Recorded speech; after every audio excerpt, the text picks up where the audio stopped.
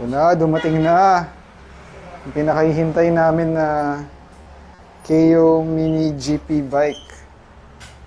Ayan, dalawang units yung dumating. Gamitin namin tong demo bike para sa mga interested bumili ng Kayo Mini GP. Follow lang kayo sa Facebook page namin and inform namin kayo kung saan namin siya dadalhin. Most probably sa small track ng Clark International Speedway, sa Tarlac, Circuit Hill, at saka sa Carmona. So stay tuned lang kayo tapos malalaman nyo kung anong mga dates available para matest nyo itong Kayo Mini GP Bike.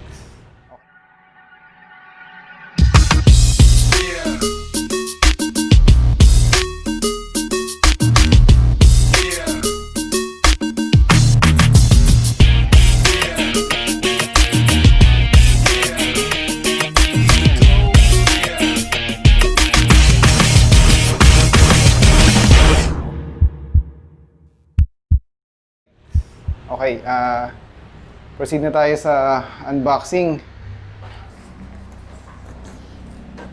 Yun o. Nakapack pa o. So lahat ng Kayo Mini GP, ganito yung packaging niya. Safe na safe siya. Parang big bike din. Ganito rin ang packaging nila. Ito, angat na lang natin. Yan. Yo. Yes. Ganda. Sige, pwede nating simulan.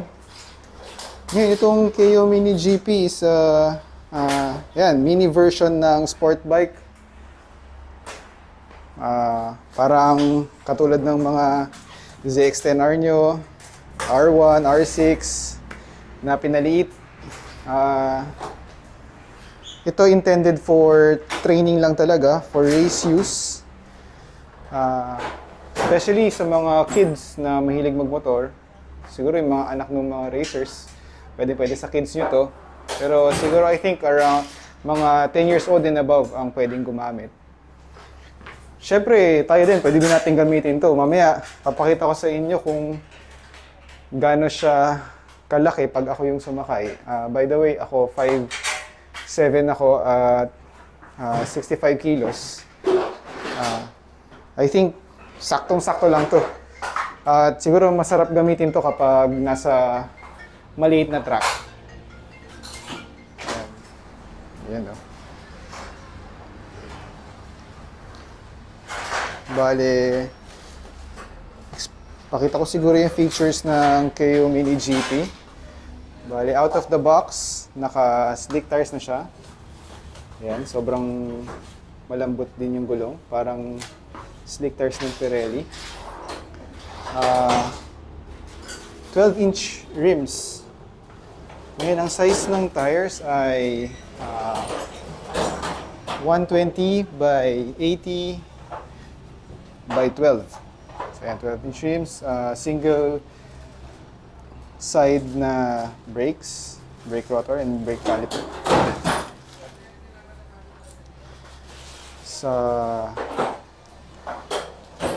rear, same size din. Yan, 120 by 80 by 12. Ang tires nito, I think CST ang nag-provide. Okay, naka-disc brake din siya sa likod with caliper.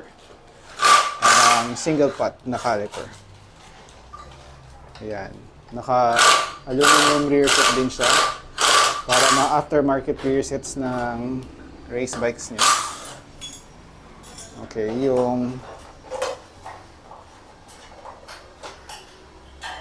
yung kaha niya is full carbon fiber. So very lightweight. And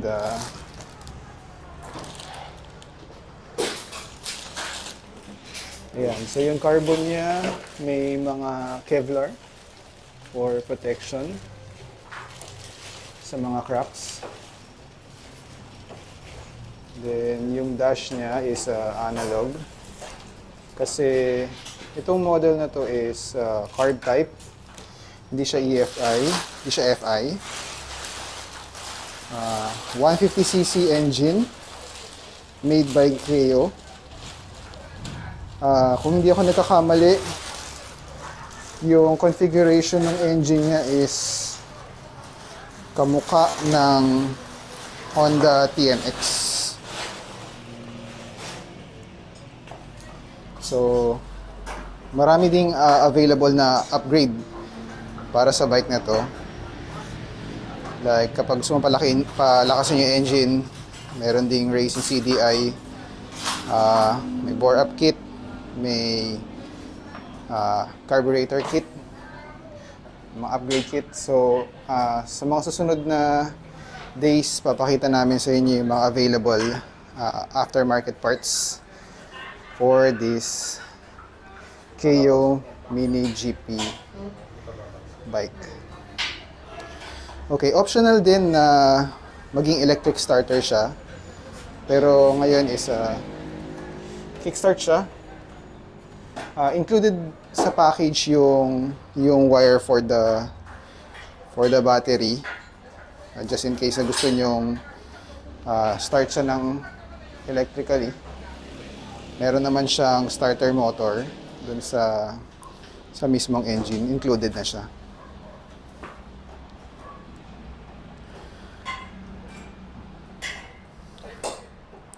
Okay, add lang natin sa cockpit. Naka aluminum triple clamp. Aluminum na siya. Ayan, ganda. Sa ilalim, ganun din. Fork holder. Then, naka-clip-ons na rin siya. Parang upgraded na mga sport bikes niya. Fully adjustable kung gusto mong wide o kung gusto mong medyo narrow yung handlebars mo.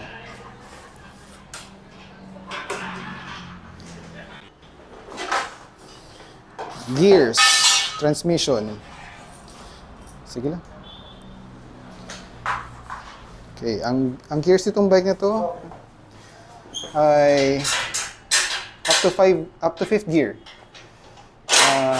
Sabi nila sa manual, this is a GP shift configuration. Bale, 1 up and 4 down. And neutral. So, parang race bike talaga. Naka-GP shift na. Okay. So, chain driven, may sprocket. Meron din tayong aftermarket na sprockets na ibang size. Napansin ko din, meron na siyang shark fin. Safety to para hindi, pag nag-crash kayo, hindi papasok yun yung mga paa nyo, yung toes nyo. So, ang ganda feature yan. Addition.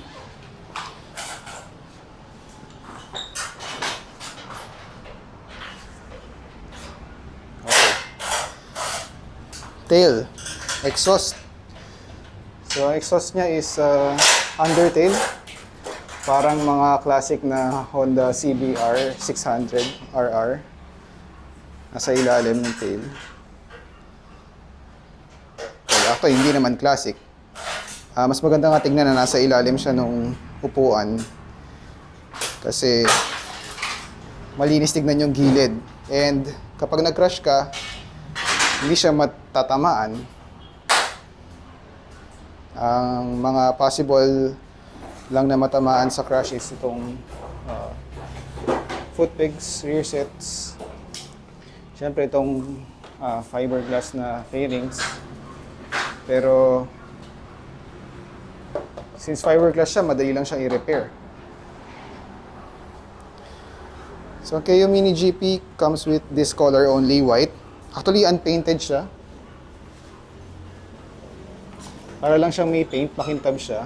Pero, yan. Ganyan lang yung design niya. May options naman tayo kung gusto mo siyang ibahin yung color. Pero kung gusto mo siyang i-decals, pwede rin. Mas mabilis. And pwede mo siyang i-replica ng like MotoGP designs, mga liveries, or World Superbike. Ganda siguro tingnan nun. Eventually siguro itong mga demo bikes namin, gagawa namin siya ng design na may nakalagay na Motorrad Performance. By the way, ang official exclusive distributor ng Kayo Mini GP, which is yung Kayo Mini GP Philippines, that is owned and operated by Ride Republic in Cebu. Shoutout sa owner, kay Alexis Texon. Thank you for making us your authorized dealer for Metro Manila. Thank you, Alexis. Thank you for sending me these bikes. Actually, 2 units to. This Saturday, itatry na namin agad siya sa Clark International Speedway. Yan. Then we'll give you a feedback kung ano talaga yung capability ng bike na to. Gaano ba siya kasaya gamitin. Ayan.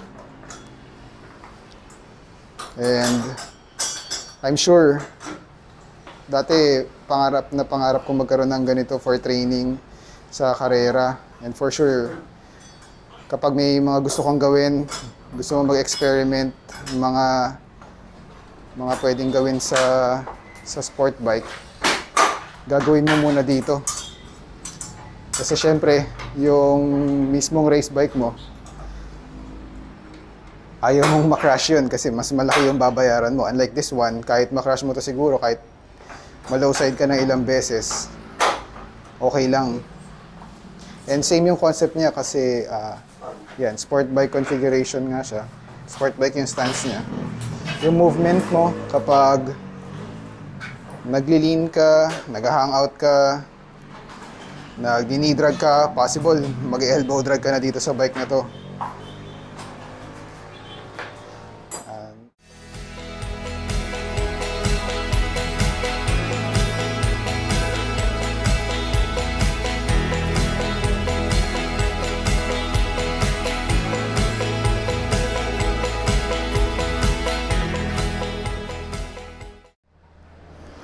Yan, finishing up.